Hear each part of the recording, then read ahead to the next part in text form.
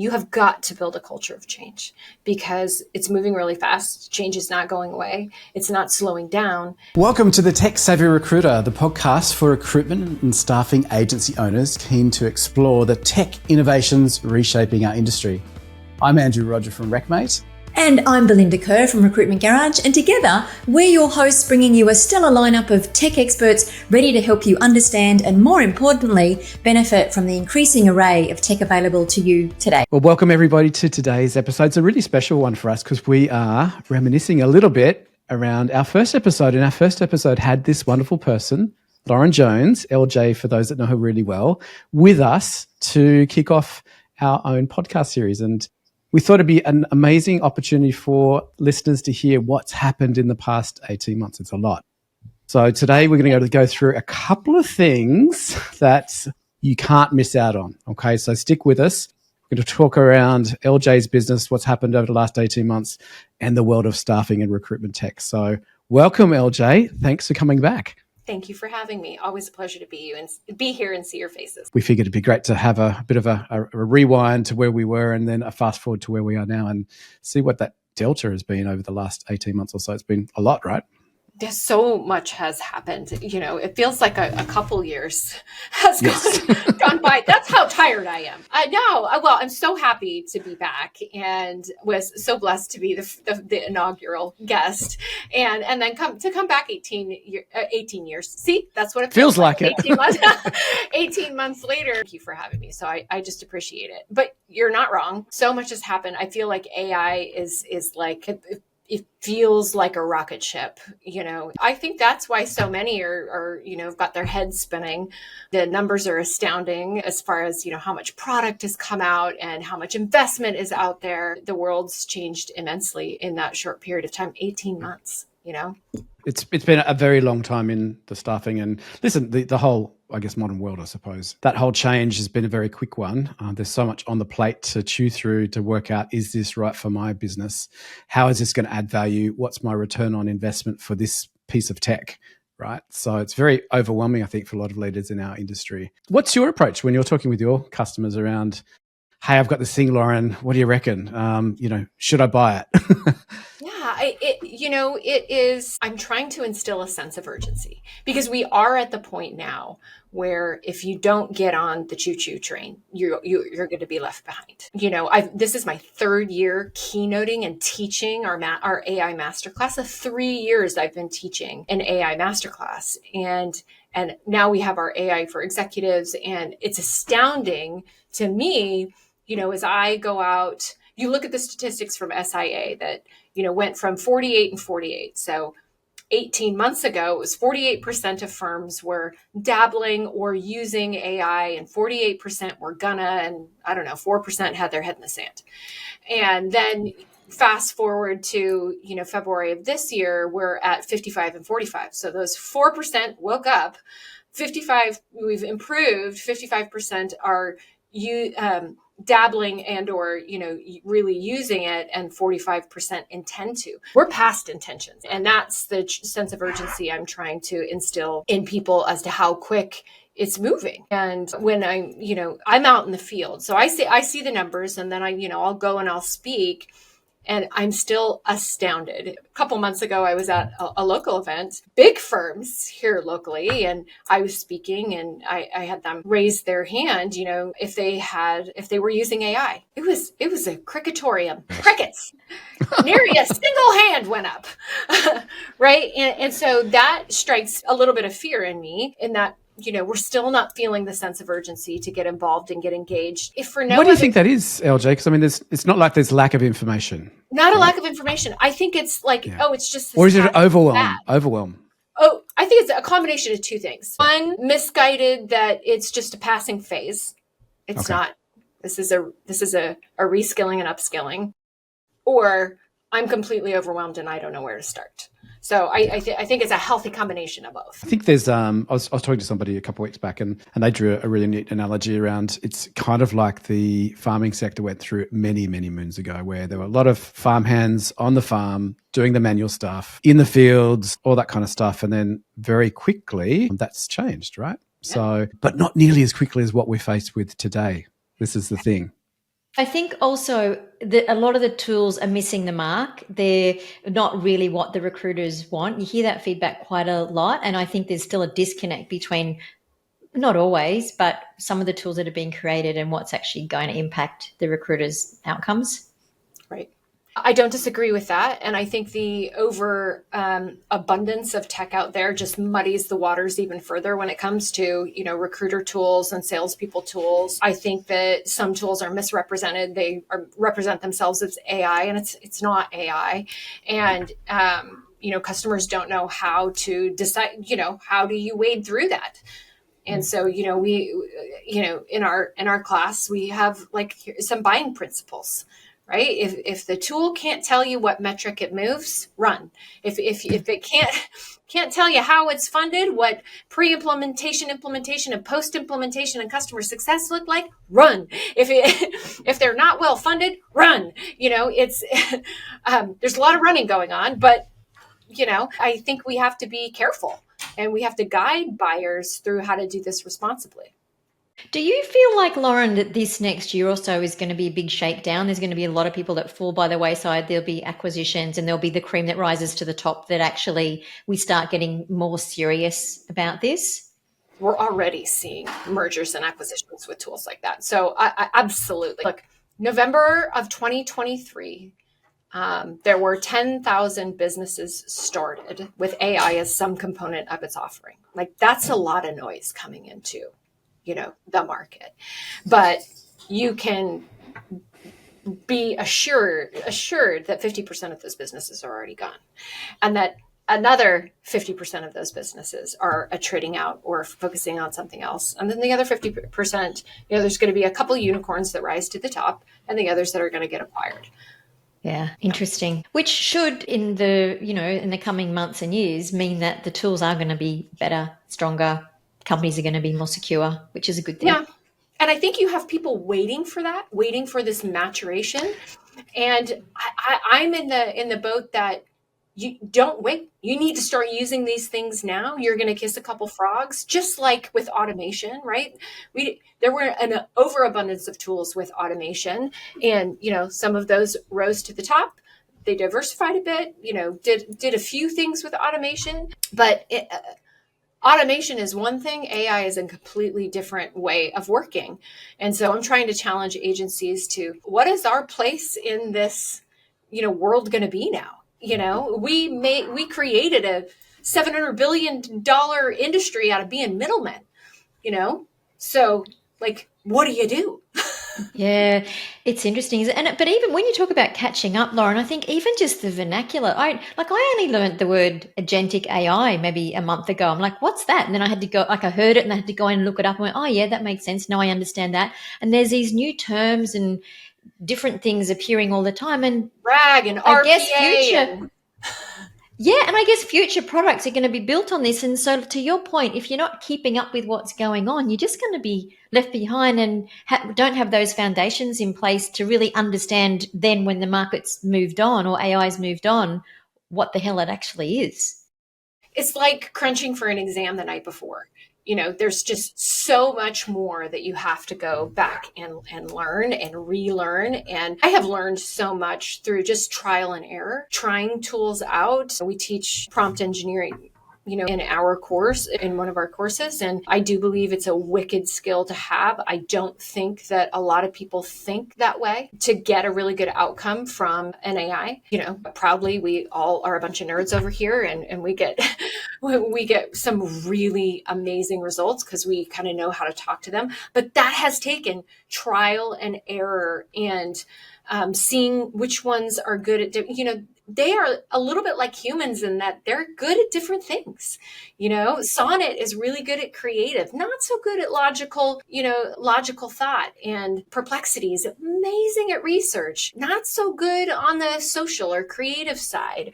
But that's my opinion, right? You get somebody else who loves Perplexity for that. And, it's the way that you engage with those things, much like with humans. And so if you haven't taken the time to get involved and try those things out, you'll never know. I'd love to ask you a little bit more about prompts, Lauren. So is prompt just literally knowing what to ask the AI, or is there something a little bit more scientific behind it? That's a really great question. We have a prompt trifecta. It's a really great question. And I think one that more people need to ask. There is a way to get the best outcome from a bot or from an AI, and it's role, context, outcome. Like, you need to know, just like a human, right? You need to know from which perspective are you asking it to think from. Do you want it to be a recruiter? Do you want it to be a salesperson? Do you want it to be a creative writer? Who do you want it to be, right? So that's the role that you're asking it to perform from. And then context. If we were asking a human to do something, we would want to give them the context of the situation with which we were asking them to get engaged and involved, right? And then outcome, the desired outcome from you getting involved. It seems overly simple, but if you use this healthy combination of role, context, outcome, it's like engaging with a human being where, they need to understand the job description, right? They need to understand the company, the context, and they need to know what you're going to pay them to do, which is the desired outcome. And people just don't think logically like that. And we try and make it as simple as that so that you can, I don't know that it's scientific. I think it's logical. We think like data scientists here. So I think that it comes from, kind of being a data-driven and outcome-driven, advisory firm, I guess. But yeah, again, I don't know that it's scientific, but this is the way that we have found to get the best results. Yeah, I guess it's like the old adage, isn't it? Junk in, junk out, good stuff in, good stuff out. Sorry, Rogie. Yeah, you're right. No, I was just thinking it is a mixture of both. It's a bit of art, bit of science. If you've got that formulatic approach, and then if you use the same formula there, the trifecta that you were just talking around, and then I did it, we'd probably get a slightly different outcome, right? Because of the meat that we put in the actual description around what we want them to do. Correct. So that's sort of the art piece. And, yes. The more you practice, the more you play, the more you fail, the more you stand up and try again, the better you'll get that outcome. We have found a stream of thought or consciousness, a stream of consciousness, and then this formula of role, context, outcome works the best. Just like if you were trying to solve a problem, you would get it out on paper, right? Yeah. That's what you would do. You put it all in front of you, put the puzzle pieces down, and because we're trying to solve problems. Well, that's the same thing. And so give them all the puzzle pieces, and then they'll help you put it together. Yeah, and I think thinking of them as somebody fresh out of school as well. That grad, you've got to give them some guidance to get that project done. They'll come back and it won't be right the first time. They'll go back and rework it. It may not be right the second time, but the more you put in, the better the outcome will be. And like we've learned, it needs guardrails, right? Yeah. So now we tell it what not to do. So role, context, outcome, and what we don't want you to do. Just like you would a human being. That you're working with, what are you finding the biggest problems they're trying to solve are, and how are you helping them do that?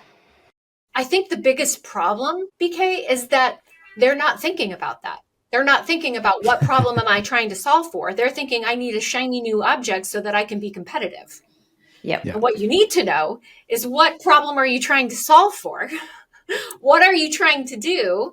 And this is the way that I teach firms is, ask yourself and everyone in your firm, what gets in your way every day? What gets in your way every day? Where are the speed bumps? Where are the impediments? And if everybody can come back and answer what gets in their way every day, whether it's a manual process or an external report or what have you, those are perfect applications for digital workers or AI or what have you.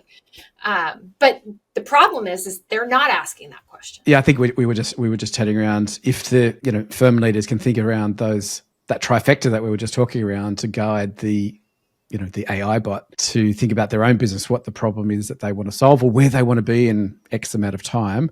I usually say 3 years, but I think we have to think of much shorter timeframes now to get some urgency into people because 3 years is way too long to think about, hey, I can do this in 3 years' time.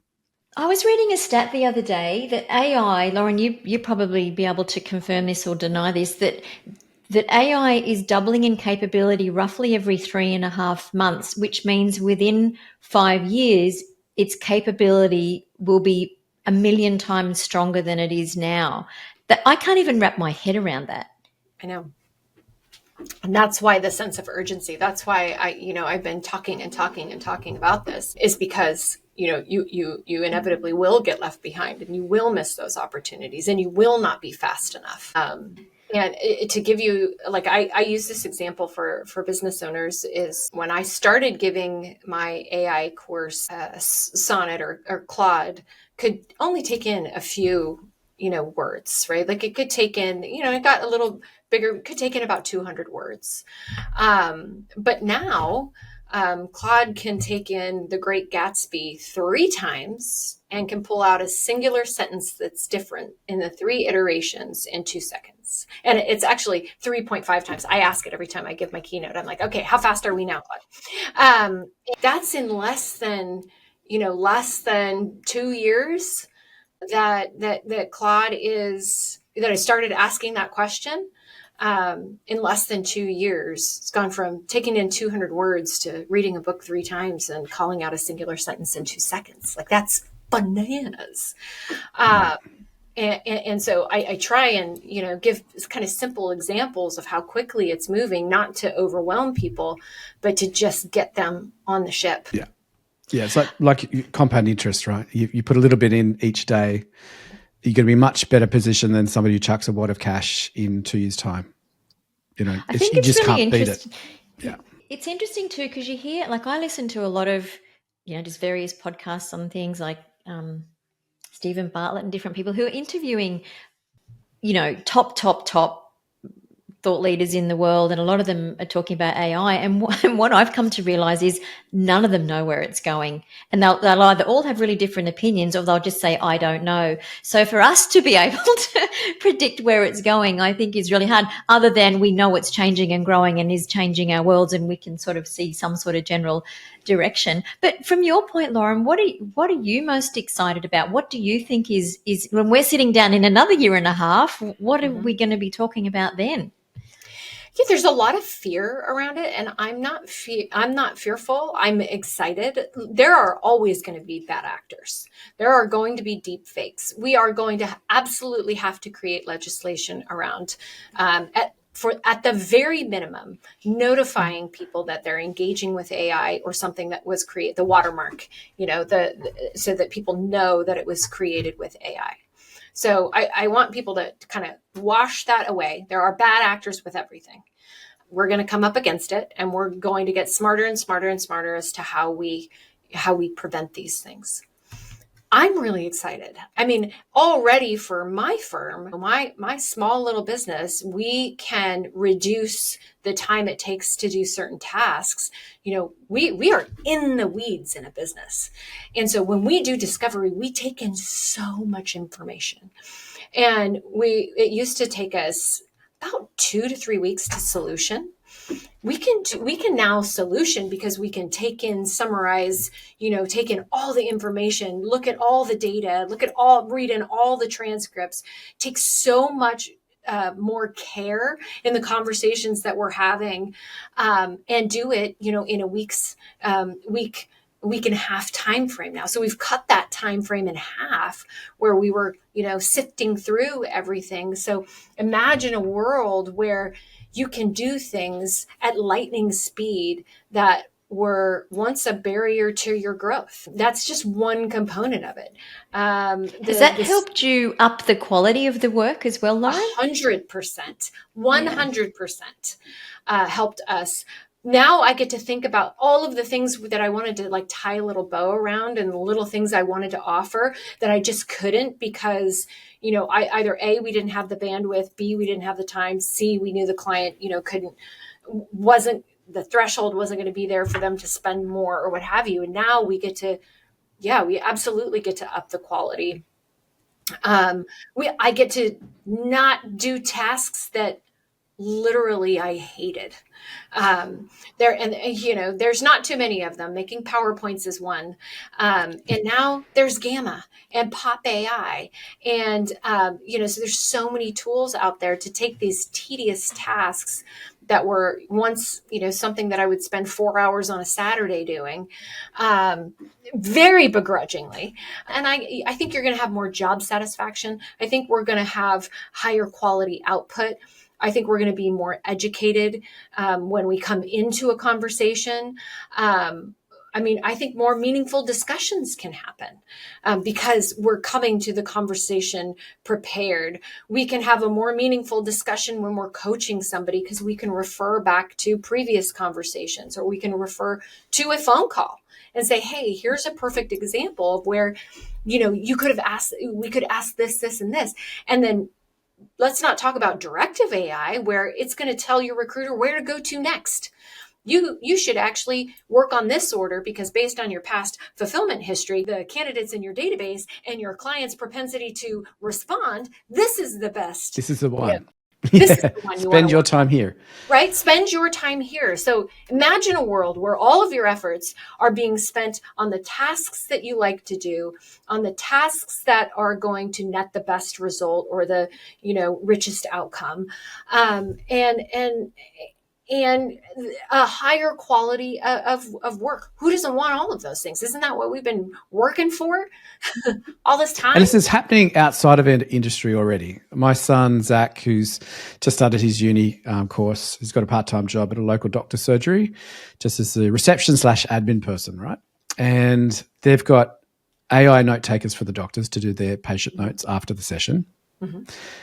They're just implementing a system to look through all patient notes to talk exactly what you were just chatting around, Lauren, to have that diagnosis about my patient history in front of them when I walk into the room. They're not looking through old file notes or anything like that anymore. They've got that summarization there. And then the system also does cross-checks with, prescribing drugs and things like that to make sure there's no, adverse effects because of other medications their patient might be taking, all done for the doctor so they can then spend more quality time with the patient rather than, admin time. Is that something they've built? Oh, sorry, Lauren. Oh, yeah. Oh, yes. On the healthcare side, I mean, amazing things are happening. But then you get this resistance of, well, pharmacists are going to be a thing of the past. No. Pharmacists will probably be managing a bunch of digital workers and making sure from a compliance perspective and a quality perspective that we still need, for something like that, we still need human intervention at this point in time.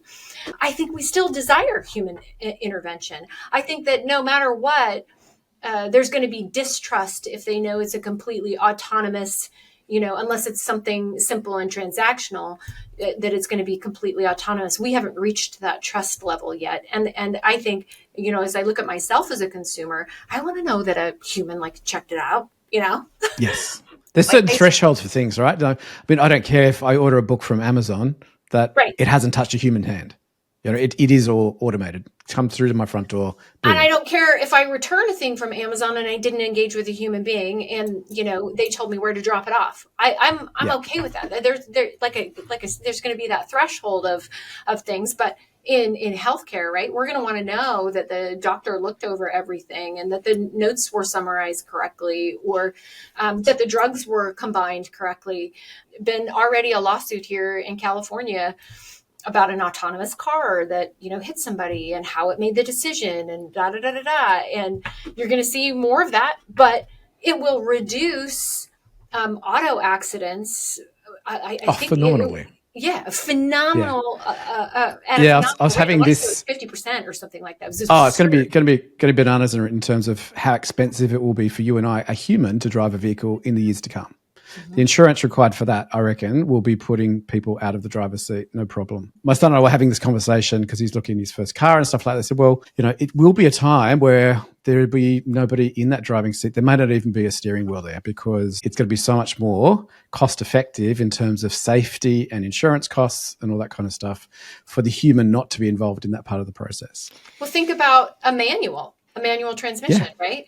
I mean, I made it so, we made it so, because my husband's a gearhead, right? A race car builder. So we made our youngest learn how to drive a stick. Our oldest was a little reticent about it, so we didn't push too hard. But we wanted both of our girls, because if they were ever in a situation or left at a party and the only car that was there was a stick, right? We wanted them to be able to drive it. But how many kids today know how to drive a manual transmission? Very few. Mine don't. No.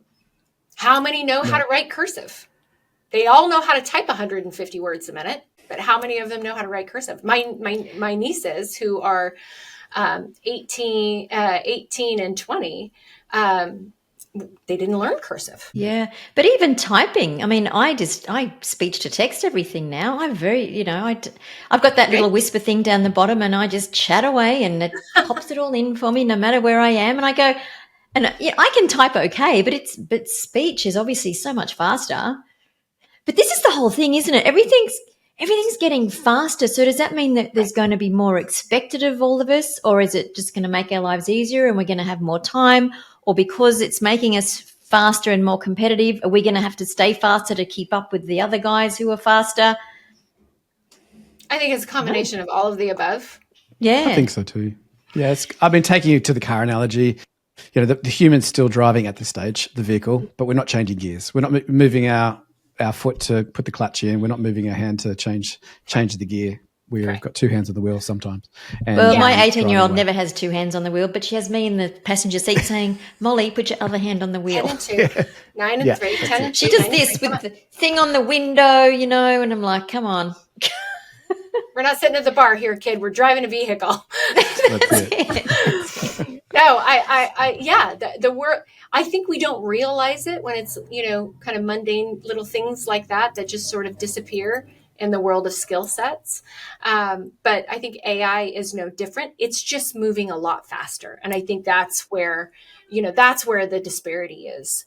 And why there's this sense of urgency is it's not going to stop. The manual car was just a manual car to an automatic car, right? Not an automatic car that now has, its own gas pedal and its own brake. And it's moving so quickly that, like I said, you need to jump on or you're going to get left behind. That's a much bigger jump, isn't it? From shift to automatic to no one driving the car. No one driving. Big shift, right? And the numbers are behind us. Like here in the United States, the news will, the mainstream media is going to fearmonger this all day long because they're afraid of it. And they're going to tell you, AI is going to steal, 80,000 jobs. But AI will create 97,000 jobs. Those are the numbers, and they don't tell you the other That side. doesn't sell papers or eyeballs. That doesn't sell papers. Right? That doesn't make people click out of fear, right? That there's going to be a net improvement in jobs and skill sets will change and we will upskill and reskill and we'll hone these things and learn to live in a world where iRobot is here, guys. Like Elon's getting Optimus out. Everybody's going to have an Optimus. And so I think we need to. I think they need to work on the UI for Optimus. It still freaks me out looking at those bots. It does. Yeah. Watch the evolution of how it walks. Right. Yes. Did you, it used to do the, the whole little like total robot thing. And now it's got this whole natural stride and cadence. And it's kind of crazy it's a great example of watching this whole thing evolve. It's funny. So how long before you can't tell if I'm a bot in real life? Not long. I mean, like an out physically robot. Give it like in Terminator. I give it 3 to 5. Mm-hmm. Really? Yeah. 3 to 5 years. I'm so glad I'm not having to do this whole life thing over again.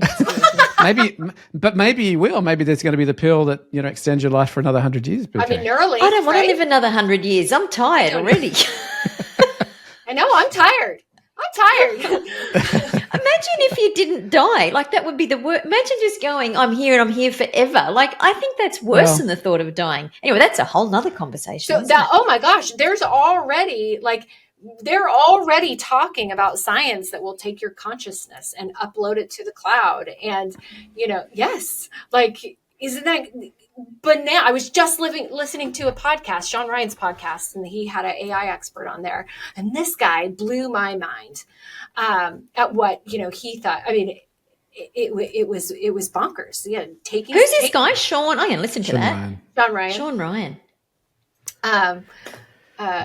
He's a vet, and he's entertaining. He entertains me. I don't listen to every episode, but he gets some good guests on there. And I wanted to listen to the one about AI and them pontificate about some of the big things that might be coming and existential crisis about it. And I like to hear all points of view. But yeah, there's a world where I can download my consciousness and The Matrix is coming. Leave it for the next guy. The Matrix is coming. Wow.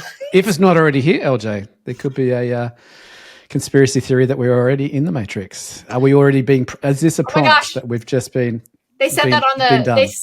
They said, how do we know that we're not in, a stream, a different? How do we know that? And well, I don't care because I'm happy. I love that. Lauren, I want to know more about what you're doing right now because I think you're offering some really amazing services to the industry. So let's hear about your courses and what you're doing and share in case there's some people, our listeners, that are interested to chat further. Sure. So the 3 pillars that I started with, the little 3 dots that are in the logo, build, change, adopt. We still stay in our lane. We are one of the only agnostic firms out still, it's a hill we'll die on, but we are one of the only agnostic advisory firms out there. We are truly a neutral party. So we still help agencies build out their tech stacks from an agnostic, neutral perspective. We still help businesses blueprint their business and their process, which now more than ever, if you're going to find a way to apply AI or automation, you need to blueprint your business and your workflows. And then we also have a ton of effort, resources, and technology around training and adoption because we just don't learn like we used to. We're learning it in seconds, not hours now, right? And our attention spans are much shorter. So we expect information to come at us in these little microbytes. And so with that, we still do build, change, adopt, but we've sort of layered on additional things like courses. So we have our AI for teams, AI for executives. We have social selling on LinkedIn because that's a superpower that you need to learn. We have awesome automation. And we have a new certification that we're working on for digital transformation leaders. Like there's no course for that, particularly in staffing and recruiting. Like oftentimes it's somebody that started as a recruiter, then got into sales, and like me, right? That ended up in operations, which is just kind of the dump truck of things that people don't want to do in staffing and recruiting, right? And then they're like, yeah, you own the tech stack, right? You own the vendor relationships. I don't want to deal with that. And so we need to learn how to manage vendors appropriately and make sure you're getting the ROI and that you've got a report card on all of them and you know which questions to ask and your roadmaps are aligned and all of those things. There's not really been a class for that. And so we've put together a certification and we sort of just follow you along for 6 months and help you gain all of those skills. So that's kind of a longer engagement. But the other ones are courses that, are a couple hours long. And then we now have a PE toolkit. So what we discovered is that we were getting engaged post-acquisition. That's not when you want to bring us in, right? I don't want to deliver the news that this is going to cost you $500,000 to fix, which is what, we were coming in post-acquisition and, we'd be brought in to come in and, okay, so what's it going to take to, turn this thing around? And you're like, a lot. And so now we have a PE due diligence toolkit whereby, we can do it in an accelerated fashion at a fixed price and help PE firms understand what they're buying and what they're getting into. And we're looking at partnering with a couple other firms on that so that you could, imagine a world where you could understand exactly what technology foundation you were buying, exactly what customer sentiment was, and exactly what your, candidate loyalty was, right? So there's a really, really cool combination of things to help educate buyers, investors, PE firms. We don't want it to all be PE firms. PE firms are going to own the world. So, but we work with kind of our investor PE toolkit. So everything, again, is kind of in that lens of, optimization and transformation. But just, as we grow, we expand and we add more things on. Amazing. So a real complete scenario there for people who are on this growth tech journey to pull everything together, build their roadmap, but then also be able to implement what needs to happen to have it all singing nicely and working for the change and the transformation.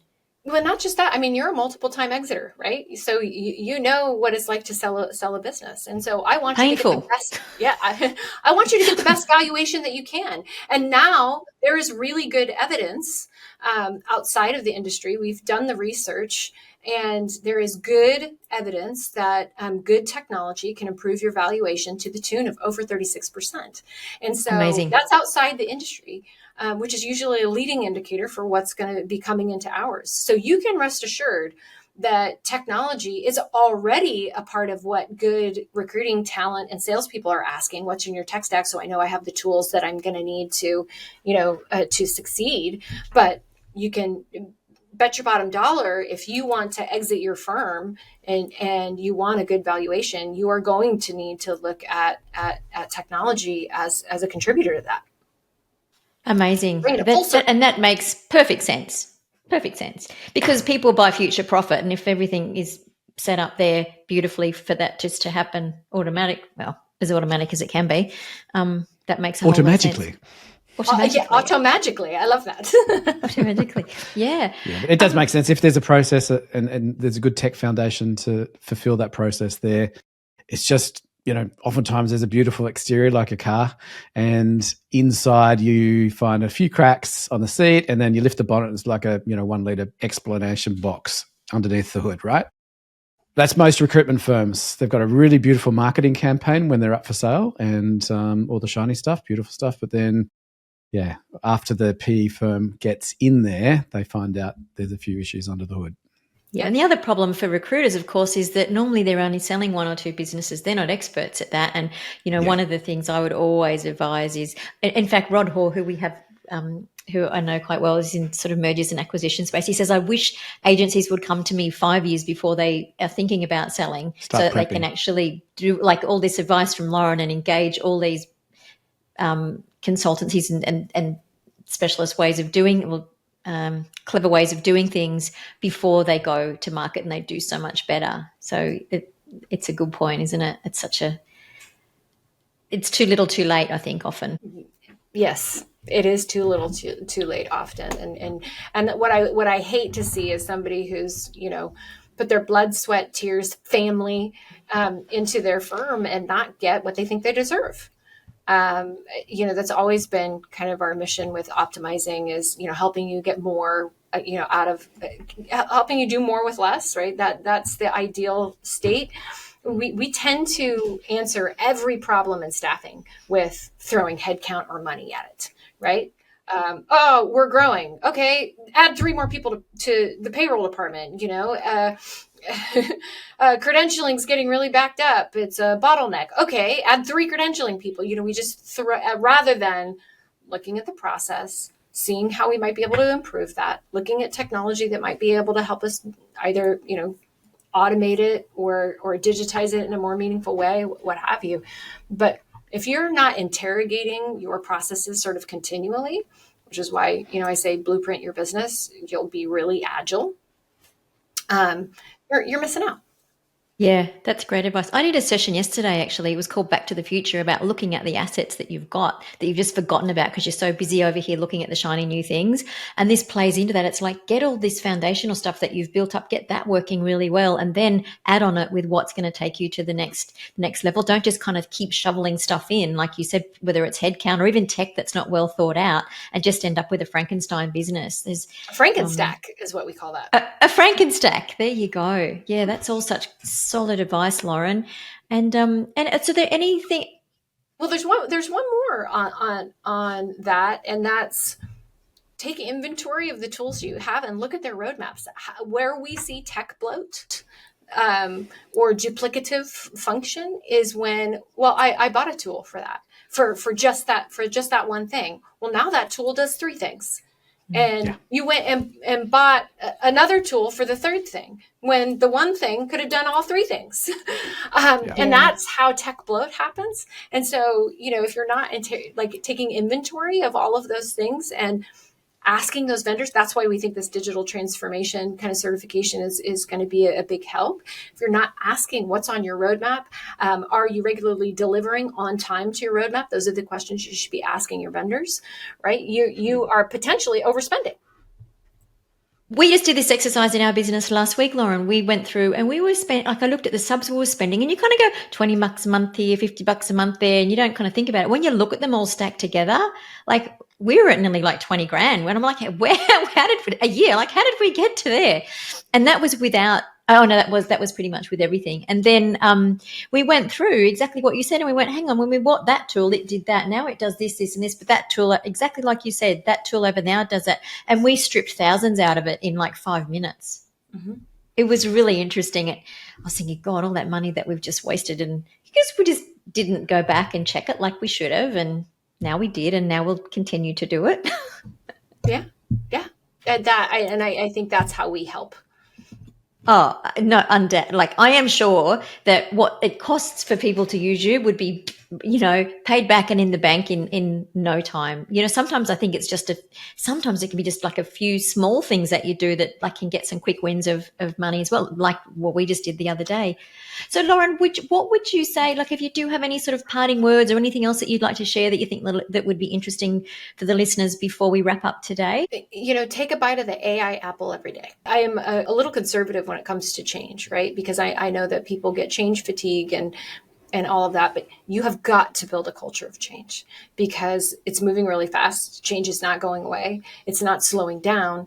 And if you don't create a culture of change acceptance, not only, are you going to get left behind, but your people are going to get left behind. And I think we have a responsibility to continue to upskill and, invest in our people and make sure, they continue to get better and build their own personal resume. So I feel like we owe it to them to help them continue to hone those skills. Absolutely. Wow. Well, who'd have thought, like, how fast did that year and a half go? And it is really interesting to see what's happened and to have this conversation. And thank you so much, as always, Lauren. Your advice is outstanding and of such value to our listeners. And we wish you well with all these things that you have got going on, all this value that you're creating for the market. What's the best way if people would like to get in touch with you, reach out on LinkedIn, or what's the best way? Yes, reach out to me on LinkedIn, and I have an automated message that gives you my email address. Because my LinkedIn inbox gets a little crazy. So you're going to go to my LinkedIn inbox. It'll have, if you want to reach out to me there, and it'll give you my email address and shoot me an email. Perfect. Thank you. Well, thank you so much for coming back. You're very special, as you were our first guest, and it's an absolute delight to have you back and see where your business is going as well. And thank you for all the wonderful information. And maybe we'll see you in another year and a half's time, or hopefully less. I hope so. Hopefully less. But hopefully less. Although it goes pretty quick. It does. But I appreciate both of you thinking of me. It's always a pleasure to talk with both of you. And just thanks for having me. Absolute Amazing. Pleasure. Fantastic.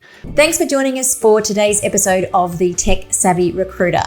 If you'd like to stay up to date with the latest recruitment trends and insights, make sure that you remember to subscribe so you don't miss an episode. And also, if you'd like to speak to Andrew about turning your tech stack into your secret weapon, or myself around creating an agency that delivers you more money, more meaning, and more freedom, we'd absolutely love to chat. Reach out to us on LinkedIn. Thank you so much for your support. We look forward to seeing you next time.